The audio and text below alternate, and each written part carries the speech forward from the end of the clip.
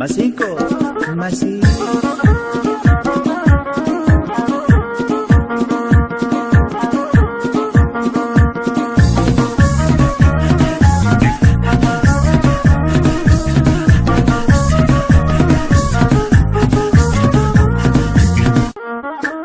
Masico, Masico.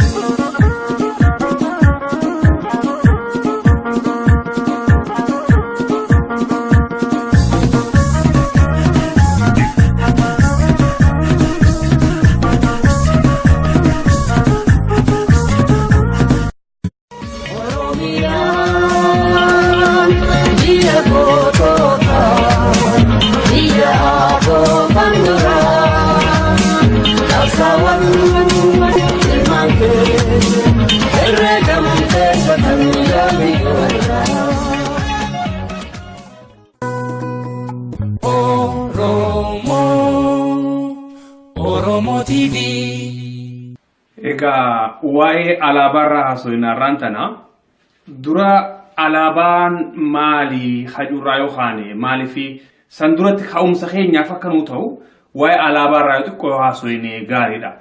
Alaabaan jechuun maali? Yoomii fi akkamitti jalqabamte hajuu yoo laalle seenaan isaa dheeraadha. Ammoo gabaabsinee waan takka qofa laaluudhaaf warri vexillology jedhama wannin barnoonni ogummaa kana qoratu hawaa'ee alaabaadhaa qoratu warri vexillology dha maal jedhan alaabaan waan biraa tokkollee osoo hin ta'in faajjiidha, mallattoodha. Mallattoo murni tokko kan biraatiin itti adda beekamu, gamni tokko kan biraatiin adda itti godhee if laalu. Wanni kun arran jalqabamne zabana dheeraadha qaba. Fakkeenyaaf bara 17ffaa jalqaba irratti early 17th century gaafa san keessumattuu warri amnaa warri maritime bahar gubbaa warri sossoo'u markabni isaanii kan biraatiin akka adda ta'e ittiin beekamu alaabaa mataa isaanii fannifachuudha turan. Zabanuma kana gaa warri lolaatis murni isaanii takkaa'u waraanni isaanii waraana biraatiin adda ta'e kan akka ittiin beekamu alaabaa mataa ifii fannifachuudha turan. Akkas ta'ee bara 17ffaa keessa beekamaa dhufe faayidaan alaabaadha. Keessumattuu warra markabaa warra bahar gubbaa bobba'ee sossoo'ee hojjetuu fi waraanaaf. Bara 18ffaadhaa keessa murni bulchiinsa magaalotaa, murni bulchiinsa naannoo tokko kunis keessumattuu warri markaba isaanii bobbaasee galchu alaabaa markaba isaanii san ifiifis fannifachuudhaan akka alaabaa murni tokko naannoon tokko takka magaalaan takka akka biyyaatti haa ta'u beekamaadhaa dhufe bara 18ffaadhaa keessa. Akkas jechaa deemee gara bara 19ffaatti waggaaf dhiyaatu immoo biyyoonni gaafa san walabummaa ba'an hundinuu alaabaa mataa isaanii akka qabaatan ta'an. Gaafum gabaabaadhaatti seenaan alaabaan eessarraa haate guju hara kanaan dhufte isiin kanammoo ka godhatu warra bahar gubbaa obboota akka waraana qofaa miti. Warri daldala gurguddaa qabus warri amantiis haa ta'u warri ittiin if beeksisuuf ittiin if miidhagsuuf sababa adda addaatiin murni tokko kan beekamuu barbaade if beeksisuu barbaade faayaaf haa ta'u ittiin if beeksisuuf haa ta'u anasiin jiraadhaafis haa ta'u alaabaa mataa isaanii fannifachaadhaaf turan. Akkas jetteeti gaa alaabaan jalqabni seenaa isidhaa dheeraadha seenaanii gabaabdumatti hara kanaan dhufte alaabaan oguu jalqaba isiidhaarraa haatu. Waa'ee alaabaa kana keessaa osoo gara alaabaa Oromoo asin dhufne waan takka biyyoonni tokko murni tokko akkaataa itti fayyadaminsa alaabaadhaa kunis garaagarummaa takka qaba naannoo tokkotti. Alaabaa guyyaa isiidhaa qabduu jira. Fakkeenyaaf jalqabni isiidhaa waraanarraa hedduu waraanaa walitti hidhaminsa waan qabduuf biyyoon tokko gaafa waraana alaabaa waraanaa tan mataan siidhaa tan mataa isaanii warra qabu jira. Fakkeenyaaf tokkummaan Soobeet tan facaate ta dur USSR waraanaaf alaabaa kophaa qabaachuu turan. Alaabaan biyyaa tan ammallee itti fayyadaman tun osoo jirtu alaabaan mootummaa isaanii jechuun taruufi altammaan tan jirtu tan alaabaan tokkummaa Soobeet osoo jirtu gaafa lolaa immoo alaabaa kophaa tan lolaa tan mootummaa isaanii tan taate qabaachuu turan. United Kingdom biyyi Ingiliz tunis alaabaan gaafa nagaa tan biyyitti fannifattu kophaadha. Tan gaafa lolaa ammas kophaadha. Tan lola labsitu jechuudha. Tan lola mul'iftu jechuudha. Tan akkaataan dadaa biyya san keessa hin jirtu jettu mul'iftu jechuudha. Tan hamilee lolaa biyya san uummata keessatti hahaaftu. Waan akkasii godhuudhaan itti fayyadamaa turan. Biyyoonni tokko tokko ammas alaabuma biyya isaanii, alaabuma mootummaa isaanii tana akka alaabaa guyyaa lolaatis tanumatti fayyadamu hedduun mootummoonni addunyaadha. Alaabuma mootummaa isaanii tan gaafa dadaa tana guyyaa lolaatis qabatanii warra bobbahuutu jira. Gariin ammas warra alaabaa biyya isaanii tana upside down godhee gaggara galchee fannisuu jira guyyaa lolaa. Fakkeenyaaf Bulgaariyaan akkas gooti, Philippines akkas gooti. Biyyoonni biraatti ni jiran yaadachuu madhabullee alaabaan biyyaa tan normaalii gaafa nagaa fannifamtu halluu isiidhaati wajjin osoo jirtu gaafa lolli biyya san mudate takkaa'u gaafa duulan takkaa'u haambii waraanaa keessa gaafa lolaa jechuudha. Alaabaa tana gubbaarraa gadoo garagalchanii fannisuudhaan ittiin fayyadaman. Kun mallattoo lolaa, mallattoo isaaniifis gootummaadha. Haamilee lolaa kakaasuudhaan kan biyya san gargaarsu. Uummanni gaafa san arge biyya isaanii keessa lolli akka jiru, haalli jiru xirraa akka ta'e, haalli jiru rakkisaa akka ta'e takkaa'u haamilee gootummaa kakaasuudhaaf ittiin fayyadaman. Oromoon waan akkanaa qaba. Fakkeenyaaf sirna gadaa keessatti naannoon sabni Oromoo akkaataa bulchiinsa aadaa kan mataa isaa kan danda'e kan sirna gadaa jedhamee beekamu qaba. Sirna gadaa keessatti alaabaa halluu sadii bifa adda addaa yeroo adda addaatti akkaataa adda addaa keessatti itti fayyadamuu turan. Fakkeenyaaf guyyaa waaqeffannaadhaaf deeman Oromoon dur waaqeffataadha. Total 100% waaqeffataadha turan osoo amantii adda addaa hin fudhatin jechuudha. Gaafa san waaqeffataadha turanii gaafa waaqeffannaadhaaf deeman tulluu ittiin waaqeffatan bakka ittiin irreechaaf deeman guyyaa akkasii alaabaa gurraattii qabatanii deeman.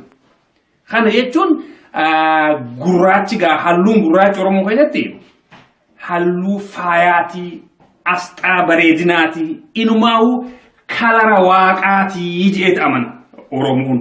Kanaafuu guyyaa waaqeffannaa kalara gurraacha kana qabatee deema. Halluu gurraacha qabatee deema. Guyyaa waaqeffannaadhaatti ni beekama gaafa warri hoogganoo sirna gadaatis ta'e qaalluun alaabaa gurraacha qabateetiin deeme guyyaan sun guyyaa waaqeffannaadhaati, torbaan sun torbaan waaqeffannaadhaati bifa saniin bobba'uu turan. Guyyaa heeraa gaafa caffeen isaanii teessu guyyaa heera muruudhaaf deeman manseera isaaniittis guyyaa heera muruudhaaf deeman alaabaa adii fannifatee deema Oromoon. Gaafa adii arge Oromoonis har'a guyyaa heeraati heeraa muramuu deema takkaa'u caffee biyyaatu taa'ee wahii murtaa'uudhaa deema dubbii seeraati beekamaadha adiin. Gaafa lolaaf deema Oromoon gaafa san halluu diimtuu alaabaa diimtuu qabatee deema. Diimtuu qabatee gaafa deeme lolaaf deema uummanni sogguu san arke ni beeka jala deemaa waa'ee lolaatu hojjetama jechuudha. Kanaafuu halluu sadeen kana guyyaa adda addaatti sababa adda addaatiif itti fayyadamuu ture Oromoon. Gurraacha guyyaa waaqeffannaa, adii guyyaa seeraa, diimaa guyyaa lolaa takka waa'ee gootummaa sababa kanaan wal qabatetti itti fayyadamuu ture.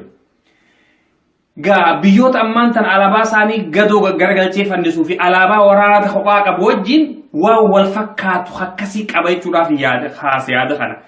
Booddee irratti immoo gaafa sirni gadaa keessumattuu gara mootummaa jijjiiraadhaa deeman oguu disentralaayis ta'ee warri naannoodhaa nuutu mootummaadha jedhee sirna san laaffisaa ifii naannootti if jabeessaa lookaalitiin jabaachaa dhufte alaabaa kana sadee walitti deebisanii fannifachuu jalqaban keessaa karaa wallootti habashoota akkeessuudhaan warri nuti mootummaadha ifiin jedhe alaabaa isaanii fannifachaa turan kunis gurraacha adii diimaa gubbaarraa gaditti. Jimma keessatti warri abbaa jifaaris kan shanan gibee kana fannisaa turan Harargee keessatti raabaadooriin bultum alaabaa tana guyyaa lola calanqollee kana qabatanii deeman.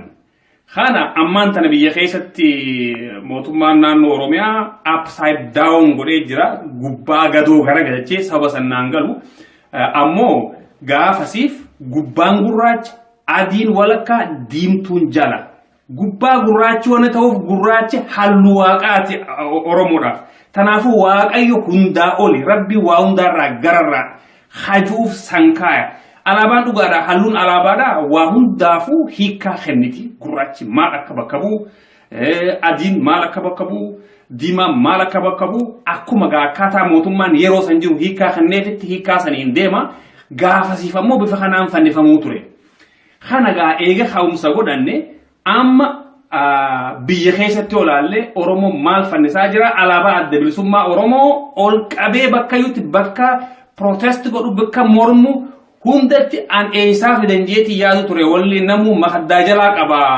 waggaa 25 dura kadhoofatee bakkatti Oromoon bahe hundatti tan ol qabee fannisaadhaa jira kun maaliif ta'ee jechuu hin dandeenyu alaabaa tana harkaadhaatti guddate dhaloonni kuni gootota hin goomne meeqaatu isii ol qabee osoo deemuu isii jalatti kufee gootota hayyoota gurguddoo Oromoo meeqaatu alaabaa tanaan maramee awwaalame khanaafu maaliif kana godhe jechuu hin dandeenyu kana ummataa beeka ummataa murteessaa fuuldura alaabaan saatamtaati an seenaadhaan dubbachaa jira gaafa seenaadhaa gaafa sirna gadaa alaabaa saantu ture ammallee mootummaan Oromoo immoo upside down godhe gubbaa gadoo garagalchee fannisaa jira kun isaantu waan kana godhaniifis beeka fuulduraas Oromoon kafilu isaatu beeka ammoo alaabaan tun arra biyya teenya keessa sammuu nama hunda keessa jirti mana iyyuu jirti arra fannifaa namu harkaadhaatu jira isitaa dubbachuu barbaadeeti alaabaan tun akkamii fi eessatti dhuftee eessaa baatee ka'umsisiidha eessarraa gaafii jettu hedduu haa jirti yeroo ammaatti keessaa isin hedduu mootummaan biyya keessa jirus alaabaa akkanaanatti fannisan alaabaa akkasii alaabaa shoror keessummaa alaabaa maal jechaa jira warri alaabaa kana oggoo arge mataan dhukkubuus ni jira hangasuma takka immoo irra guddaan uummata keenyaa oggoo alaabaa sana arge dhukkubsatileen kafayyee ka'uutu jira gaafun akkuma abbaan itti yaadetti kanarraa hiigaa wanni ara dubbadhu alaabaan tun arraaf faajjii adda bilisummaa Oromooti Oromoon ammoo faajjii adda bilisummaa Oromoo qofa osoo hin ta'in akka waan alaabaa isaa fudhatee deemuun fakkaata sun mirga isaati. Faajjii fi alaabaa hedduus garaagarummaadhaa jira. Duriif akkuma alaabaa fudhatama. Biyya teenya keessatti baandiraa jennaani baandiraa jechuun jecha Speen jecha Ispaanish irraa dhufe Arabootaa fi Ispaaniyaa irraa wal qabatee akkuma harreetu jetti bara 17ffaa 18ffaa kan keessatti jecha akkasitti dhufe akkas jee beeka baandiraa jee beeka baandiraan ammoo fi faajjiin garaagarummaadha qabdi barana siyaasaa baranee keessatti garaagarummaa qabdi faajjiin asxaa mallattoo jaarmaya tokko kan kaampaanii tokko kan amantii tokko kanam tokkollee haa ta'u kan kun faajjitiyya mallattoo asxaatii jedhan ittiin beekamuuf ifi fannifatu fedhu subbaan tolchee mukarratti haa fannifatu fedhu waraqaa irratti haasee haa maxxanfatu faajjiin sani keessumattuu jaarmayoonni faajjiidha qaban alaabaan tan mootummaadhaa taatee beekamaa dhuftee jirta gaadeen seenaa keessatti barammaa kan tana keessa jiru kana keessatti tanaafuu adda bilisummaa Oromoodhaatiif maddii lamaan diimtuun tun adda bilisummaa Oromoodhaatiif faajjiidha malee alaabaa miti alaabaa qabu mootummaa waan ta'eef jechuudha. Oromoon alaabaatii yoo jeessu mirga isaati miti yoo jeessu mirga isaati san ummataaf yeroodhaaf haadhiifnu eessaa haateedha gaafii namaa eessaa haate hajuuf gaa addi bilisummaa Oromoo eessaa ka'ee gaafii jettu laaluuf eessa asirratti xiqqoo garaagarummaan seenaadhaa kan adeemsammaa kan keessatti hajiru alaabaan tun diizaayinii kana qabattee Finfinnee osoo hin ta'in alaa seente. Kana jechuun addi bilisummaa Oromoo sanduroo umurii qabaa jechuudha. Addi bilisummaa Oromoo Yaman irraa hanga Siiriyaadhaatti, Ugaadeen irraa hanga Somaaliyaadhaatti gammoojjii tana keessa dhiira hedduu deemtee nama dammaysitee mootummaa adda addaa dubbiftee meeshaa waraanaa horattee caasaa tolfattee dhaaba kana hundeesseetu jira.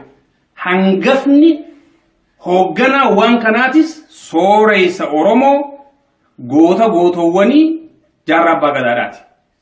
Alaabaan tun nama Muhammad Ahmad Qaadii jedhamutu halluu kanaan lafa kaa'e diizaayina kanaan akkas yoo taate namuu diizaayina mataasaa dhiyeessee tan Muhammad Ahmad Qaadiidhaatu fudhatama argate osoo addi bilisummaa Oromoo Finfinnee keessatti hin ijaaramin gadaa tokkoon dura jechuudha. San duratti dikkeeni tokko qabdi. Waggaa 8 irraa hanga 10 qabdi. Alaabaan tun bifa kanaan gaafas bahuu qofa osoo hin ta'in faaruu alaabaa tanallee ittiin fannisanii fi ittiin buusan itti baasaniiti ittiin faarfachaa turan. Tanaas namni katabe ar'a lubbuudhaan jira alalaasaa guddicha Oromoo 50 shubbisaadha Awustiraaliyaa jira. Kun hundi ragaa bahamuudha danda'a. Alaabaan tun dhugaadhaa tan adda bilisummaa Oromoodhaati. Dhaaba jaarraan kophaasaa gaaran seeni dhufe. Dhaaba siyaasaa if dandee hacaasaa mataa isaa qabu. Kan alaabaa qabu, kan faaruu alaabaa sanillee itti qabu, kan tarsiimoodhaa fi kaayoo siyaasaadhaa lafa kaayatee sossoo'uutu biyya seeni. Bifa kanaan hubatamuu qaba. Fakkeenyaaf baruun takka iddoo tana ugaan dubbisu addi bilisummaa Oromoo bara 1973tti Finfinneetti hora jalqabaa gaafa gaggeeffatu Elemoo Qilxuufaan irratti argamanii gad deebi'anii sochii waraanaa jalqabaa hojii tootaalii dhaarafuun akkasii miti. Seenaan walii tumsuu wal saamuu hin ta'u keessaa'u bara teekinooloojii bara infoormeeshinaa ammaan kana keessa wanni takkalleen tan dhokattu hin jirtu amma bar namni waan afaanii bahe waan hojiidhaan mul'atu qofa osoo hin ta'in waan namni tokko yaadu sammuu wal dubbisuu jalqabe barri kun. Kanaafuu Elemoo Qilxuu hangama qabsootti ida'e jaarraa abbaa gadaadhaati Yaman keessatti. An asiiniin gara Somaaliyaadhaatiin hidhannoo harkana tana qabadhee adda bilisummaa Oromoo adda bilisa Oromoo qabadhee gaara seenaa ati asii hidhannoo waliin nuu qabii meeshaa waliin nuu qabii maallaqa waliin nuu qabii asii nu tajaajiliidhaan caasaa isaa godhatti achi kaayee kadeeme jaarraa abbaa gadaadhaati. Ammoo unfortunately akka itti milkooyne jaarraan akka waraansaa qabatee meeshaasaa qabatee dooniidhaan kaaba Somaaliyaadhaa seenatti qabamanii waan hidhamaniif Elemoo carraa biraan qabu ture meeshaa harka isaatti haftee fitan eega walitti qabatee gara kaaba Itoophiyaadhaatiin seenee Harargeelidhaa seenee dhukaasa banee hojii gootummaadhaan raawwatee jira. Haadhini jiru kana. Dargaggoonni nurra gurguddoo yeroo san keessatti duraanuu dammaqinsaa fi hubannoota waan qabaachaa turreef waraanni bilisummaa Oromoos yeroo san keessatti jaarraan faan qabsoo hidhannoo marraa lammaffaa deebi'anii waan Oromiyaa bahaa keessatti eegalaniif jecha oduus dhagaa waan turreef nutis wal gurmeessinee wal kakaafnee dirree qabsoo dhaquu qabna jennee murteessinee sanumaan haala akkasiittiin dirree qabsoo deemnee waraana bilisummaa Oromoo qunnamnee qabsoo hidhannootti makamnee jechaadha. Dirree bahaa jechuudha. Dirree bahaa jechuu kiyyee. Kunis akkuma ammaan duras ibsametti yeroo adda addaatis ibsamettii fi seenaa waraana bilisummaa Oromoo keessatti hundi kan beeku qabsoon hidhannoo bara 1974 tti jalqabame baruma sana bara 1974 tti qabsoon hidhannoo dhaabbate. Kunis sababa wareegamuu jaallan Elemoo Qilxuutii fi jaallan isaa wajjin turan lola jalqaba waraanni bilisummaa Oromootis marraa duraatiif dhukaasa kan banee diina haleelee loluma sanarratti marraa duraatiif jaallan Elemoo Qilxuufaan kanneen qabsoo hidhannoo yeroo sanatti hoogganan wareegamuu isaaniitiin kun ta'ee jechaadha. Kanaaf qabsoon hidhannoo kun ittiin fufne jechuudha. Isaan wareegamuun balaan guddaan humna xiqqaa yeroo sanatti qabsoo hidhannoo eegalerra balaan guddaan sun gahuun akka qabsoon hidhannoo sun ittiin fufne godhee karatti dhaabbate jechaadha. Sambooda ammaas addi bilisummaa Oromoo qabsoon hidhannoo akka deebi'ee itti fufu gochuu irratti yeroo dheeraa turraa fudhate. Marraa lammaffaaf qabsoon hidhannoo akka eegalamuuf jaallan jaarraa abbaa gadaa jaalmul'is gadaafaan bifa haaraan if qindeessuudhaan akka biyyatti deebanii qabsoo hidhannoo gaggeessan ammas bifa haaraan isaan biyyatti deebi'anii naannoo bahaa gobeellatti qabsoo hidhannoo bara 1976 eegalanii jechaadha. Kana qofaa miti gaa bal'aadha kana keessa seennu ka'umsi xiyyaa fi haasoon irraa alaabaarra waan ta'eef ana caalaa warra ibsuu danda'utu jira. Maamad Ahmad Qaadii arra lubbuudhaan jiraachuu baatullee wayita alaabaa kana garru hunda Maamad Ahmad Qaadii ni haatanne jechuudha Oromoon hanga maayiidhaatti. Yoo alaabaan tun alaabaa biyyaa taates Maamad Ahmad Qaadii muka alaabaan tun itti fannifamte hundarraa maqaan isaa fannifamee jira jechuudha. Warri immoo inni jiraachuu baatullee warra gaafasa wajji jiru warra diizaayinatti isa gargaara hedduu waan jiraniif arraas bahanii dubbachuu danda'an. Khafaaruutti baas immoo 50 shubbisaan arrallee lubbuudhaan jira Awustiraaliyaa inni asirratti ibsa bal'aa kenna jedheetiin yaada. Alaabaa gaafas yoo tamini yaadattanii? Akkuma reefu jedhetti 1968 Ogost keessa. Moggaa lameen diimtuu magariisaan idduu handurtisii urji'ii madannisii hedduu madada jechuun afaan Oromoo taariikha jechuudha. Madannisii hedduu alaabaa dhabuun fafaa namimmaanis irru'uu nu alaabaa ni qabna akka aduu hanga'uu gameessa duulu qabna warra falmii dharra'uu. Deeta jettu walaloon sii dheertuudha. Alaabaan tanuma amma jirtu tana gartee tanaaf bakkalcha irra kaa'e bakkalchi bara 8tti bakkarraa ka'ee naannawee bakkarraa ka'ee deebi'a. Gadaanis guyyaa filamarraa hoggaa 8 lakkaawwatee waan irraa bu'a bulcharraa bu'a. Gaafasitti urjii irra taa'a tanaafin handurtisii urji'ii madannisii hedduu. Urjii tamii jedhanii hangarraan hangaafne bakkalcha. Bakkalchi kallacha Oromooti. Ifi biiftuun. Yeroo alaabaan kaafamte yookiin ijaan agartee yoomi obbo Shantam? Gaafni dura arke Ogost 18 1968 obbo Mahamad Qaadii Mahamad Umar Qaadii adeeroollee jechuun danda'anii obboollee jechuun danda'anii waa hunda naa hima waa hundaan gaafadha nama hunda rafinna aansa seenaarraa waan guduun fellee qaba wanneen ilaa arraa seenawu gaafa ataarii yookaan taariikha waan san alaabaa san karoorse qofaan na jala gale gaafni ni argamoo 1968. Alaabaa Oromoodhaa laalchisee takkaa'uu faajjii adda bilisummaa Oromoodhaa laalchisee warri achi keessatti hirmaatan yoo na caalaa dubbatan irra wayyaadha. Anaaf yaada kiyya gaggabaabsee bifa kanaan namoota dhimmi ilaaluuf yoon dabarsee irra naa wayyaadha.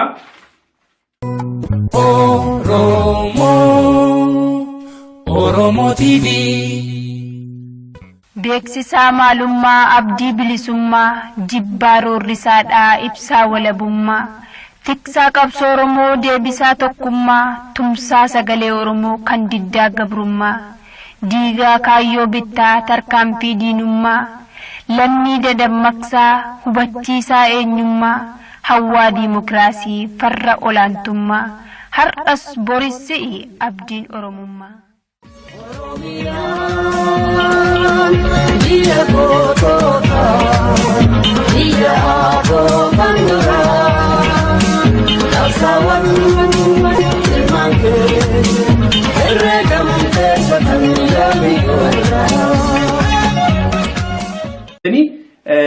Fannisuudhaan ittiin fayyadaman kun mallattoo lolaa mallattoo isaaniifis gootummaadha. Hamilee lolaa kakaasuudhaan kan biyya san gargaarsu ummanni gaafa san arge biyya isaanii keessa lolli akka jiru haalli jiru xirraa akka ta'e haalli jiru rakkisaa akka ta'e takkaa'u hamilee gootummaa kakaasuudhaaf ittiin fayyadaman. Oromoon waan akkanaa qaba. Fakkeenyaaf sirna gadaa keessatti naannoon sabni Oromoo akkaataa bulchiinsa aadaa kan mataa isaa kan danda'e kan sirna gadaa jedhamee beekamu qaba. Sirna gadaa keessatti alaabaa halluu sadii bifa adda addaa yeroo adda addaatti akkaataa adda addaa keessatti itti fayyadamuu turan. Fakkeenyaaf guyyaa waaqeffannaadhaaf deeman Oromoon dur waaqeffataadha. Total 100% waaqeffataadha turan osoo amantii adda addaa hin fudhatin jechuudha. Gaafa san waaqeffataadha turanii gaafa waaqeffannaadhaaf deeman tulluu ittiin waaqeffatan bakka ittiin irreechaaf deeman guyyaa akkasii alaabaa gurraattii qabatanii deeman. Kana jechuun gurraachi halluun gurraachi Oromoo keessatti halluu faayaatii asxaa bareedinaatii inumaa'u kalara waaqaatii jedhee amana Oromoon. Kanaafuu guyyaa waaqeffannaa kalara gurraacha kana qabatee deema. Halluu gurraacha qabatee deema. Guyyaa waaqeffannaadhaatti ni beekama gaafa warri hoogganoo sirna gadaatis ta'e qaalluun alaabaa gurraacha qabateetiin deeme guyyaan sun guyyaa waaqeffannaadhaati torbaan sun torbaan waaqeffannaadhaati bifa saniin bobba'u turan. Guyyaa heeraa gaafa caffeen isaanii teessu guyyaa heera muruudhaaf deeman manseera isaaniittis guyyaa heera muruudhaaf deeman alaabaa adii fannifatee deema Oromoon. Gaafa adii arki Oromoonis har'a guyyaa heeraati heeraa muramuu deema takka caffee biyyaatu taa'ee wahii murtaa'uudhaa deema dubbii seeraati beekamaadha adiin. Gaafa lolaaf deema Oromoon gaafa san halluu diimtuu alaabaa diimtuu qabatee deema.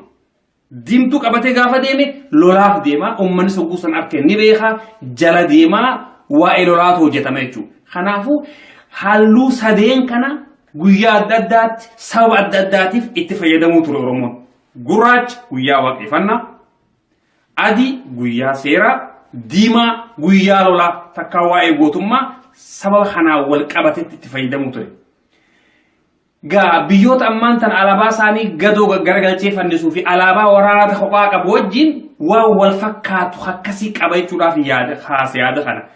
Booddee irratti immoo gaafa sirni gadaa keessumattuu gara mootummaa jijjiiraadhaa deeman disentralaayis ta'ee warri naannoodhaa nuutu mootummaa dhaqee sirna san laaffisaa ifii naannootti if jabeessaa lookaalitiin jabaachaa dhufte alaabaa kana sadee walitti deebisanii fannifachuu jalqaban keessaa karaa wallootti habashoota akkeessuudhaan warri nuti mootummaadha ifiin jee alaabaa isaanii fannifachaa turan kunis gurraacha adii diimaa gubbaarraa gaditti. Jimma keessatti warri abbaa jifaaris kan shanan gibee kana fannisaa turan harargee keessatti raabaadooriin bultum alaabaa tana guyyaa lola calanqollee kana qabatanii deeman. Kana ammaan tana biyya keessatti mootummaan naannoo Oromiyaa upside down godhee jira gubbaa gadoo garagalchee saba sannaan galu ammoo gaafasiif gubbaan gurraacha adiin walakkaa diimtuun jala gubbaa gurraachi waan ta'uuf gurraachi halluu waaqaati Oromoodhaaf. Tanaafuu waaqayyo hundaa oli rabbi waa hundaarraa gararraa hajuuf sankaaya. Alaabaan dhugaadhaa halluun alaabaadhaa waa hundaafuu hiikaa kenniti. Gurraachi maal akka bakka bu'u, adiin maal akka bakka bu'u, diimaan maal akka bakka bu'u akkuma akkaataa mootummaan yeroo san jiru hiikaa kenneefitti hiikaa saniin deema. Gaafasiif ammoo bifa kanaan fannifamuu ture. Kana eega ka'umsa godhanne amma biyya keessatti olaallee Oromoo maal fannisaa jira alaabaa adda bilisummaa Oromoo ol qabee bakka yuutti bakka protest godhu bakka mormu hundatti an eessaa fidan jeetii yaadu ture walli namuu mahaddaa jalaa qaba waggaa 25 dura kadhoofatee bakkatti Oromoon bahe hundatti tan ol qabee fannisaadhaa jira. Kun maaliif ta'ee jechuu hin dandeenyu? Alaabaa tana harkaadhaati guddate dhaloonni kuni gootota hin goomne meeqaatu isii ol qabee osoo deemuu isii jalatti kufee gootota hayyoota gurguddoo Oromoo meeqaatu alaabaa tanaan maramee awwaalame.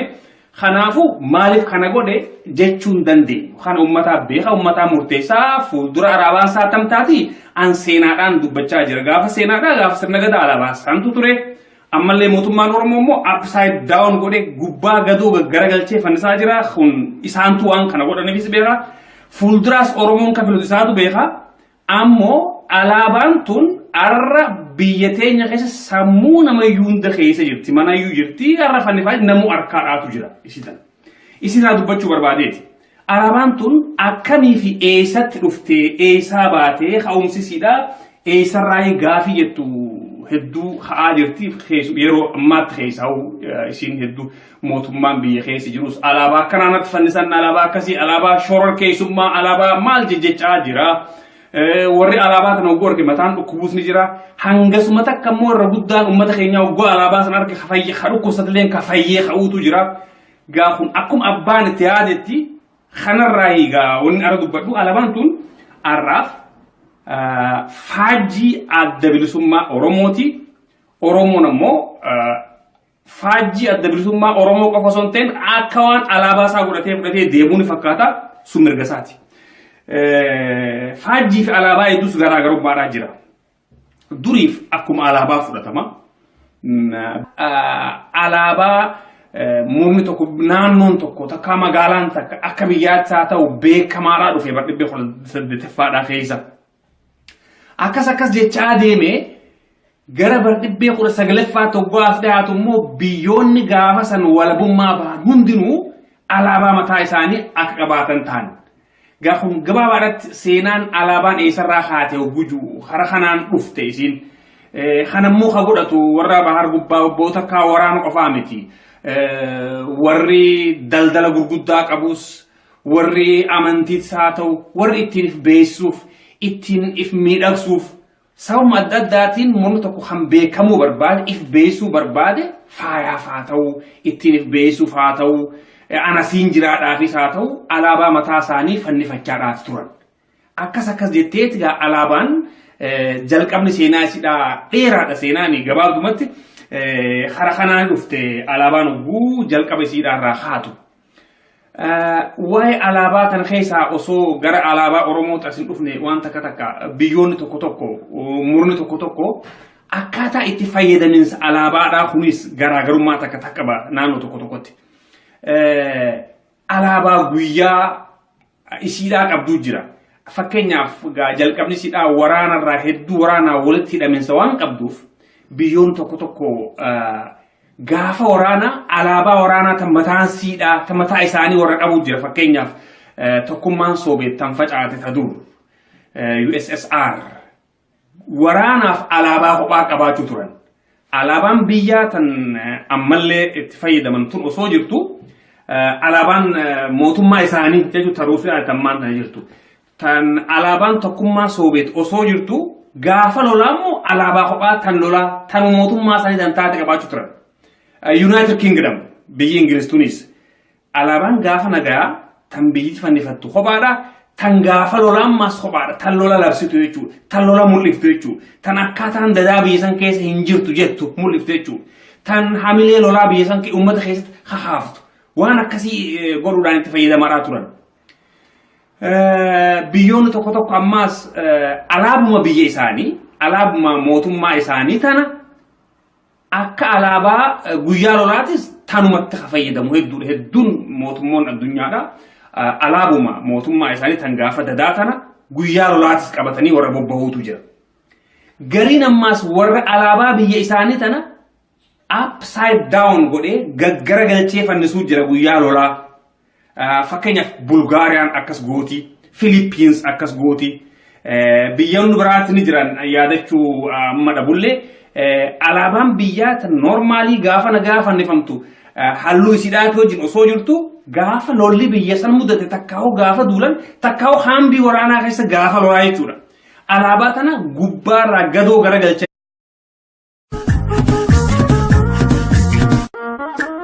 Masico, Masi.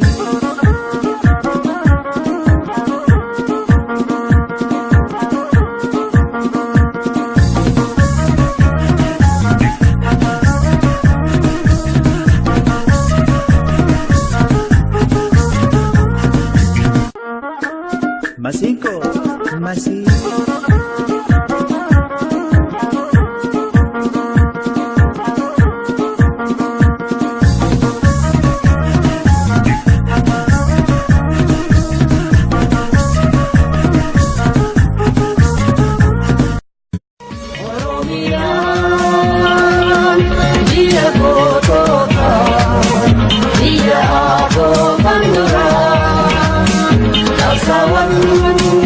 Ilman ke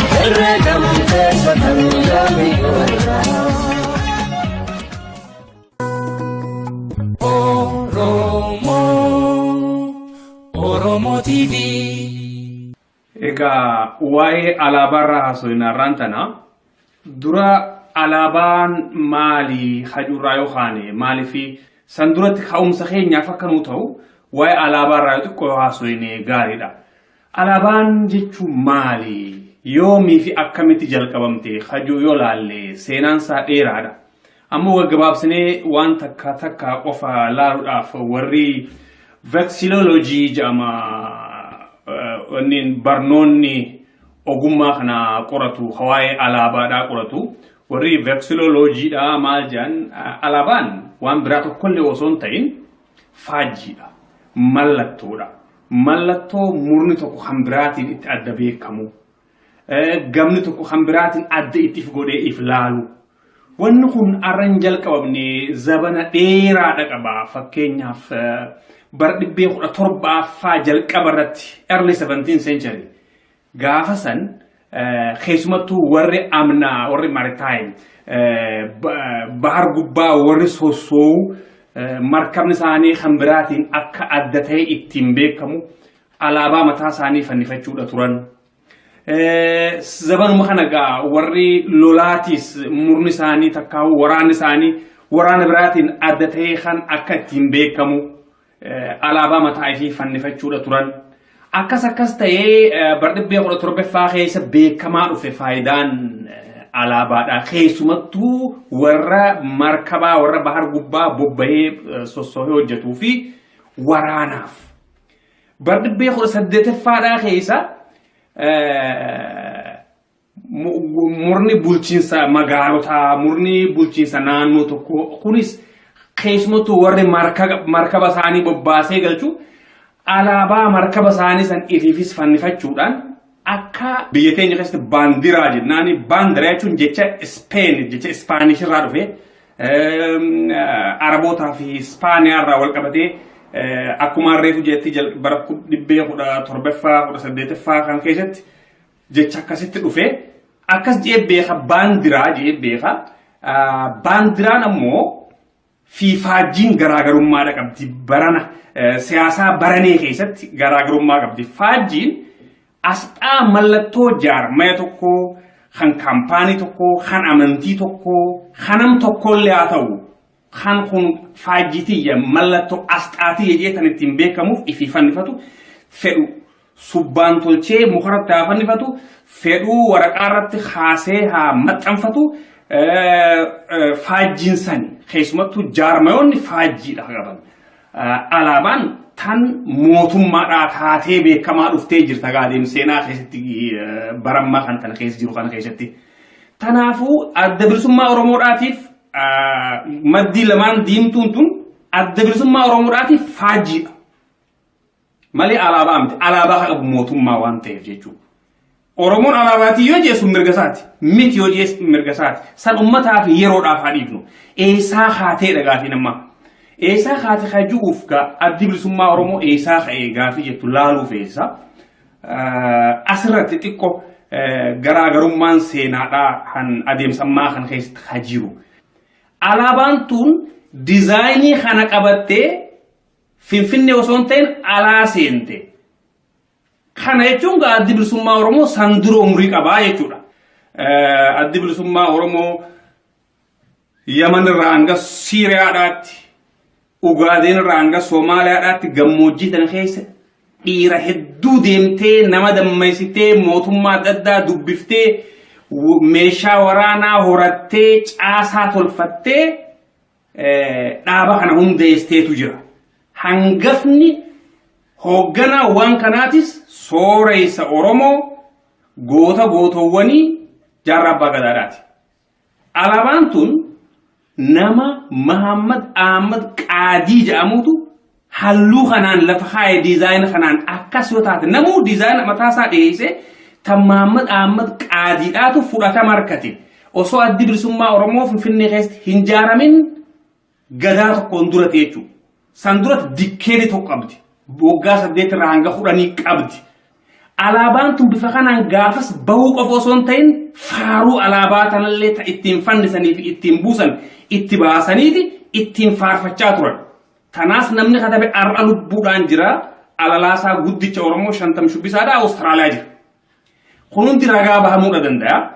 Alaabaan tungaa dhugaadhaa tan adda bilisummaa Oromoodhaati. Dhaaba jaarraan kophaasaa gaaran seeni dhufe. Dhaaba siyaasaa